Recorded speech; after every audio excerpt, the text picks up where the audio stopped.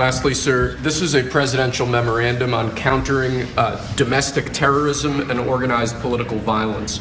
In recent weeks, months, and years, we've seen a tremendous upsurge in some highly visible but also other acts of domestic terrorism and organized political violence being perpetrated by radical, politically motivated groups all over the country. What this presidential memorandum will do is set off an administration-wide response to that, ranging from the Joint Terrorism Task Forces to other components of the Department of Justice, to the Department of Homeland Security, the Department of Treasury. We're looking at interdicting these groups, preventing them from performing acts of violence, and also looking at sources of organization and funding and support that prop them up and allow them to do the acts that they have been doing.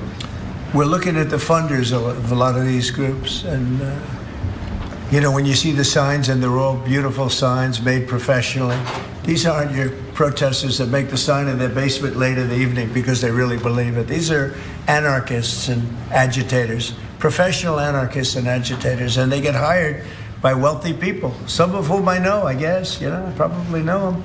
And you wouldn't know it. You're at dinner with them, everything's nice, and then you find out that they funded millions of dollars to these lunatics. Steve, could you say a couple of words? Yes, Mr. President. This is a very historic and significant day. This is the first time in American history that there is an all-of-government effort to dismantle left-wing terrorism, to dismantle Antifa, to dismantle the organizations that have been carrying out these acts of political violence and terrorism. What we have seen, if you look at whether it be going back to the riots that started with Black Lives Matter and all the way through to the Antifa riots, the attacks on ICE officers, the doxing campaigns,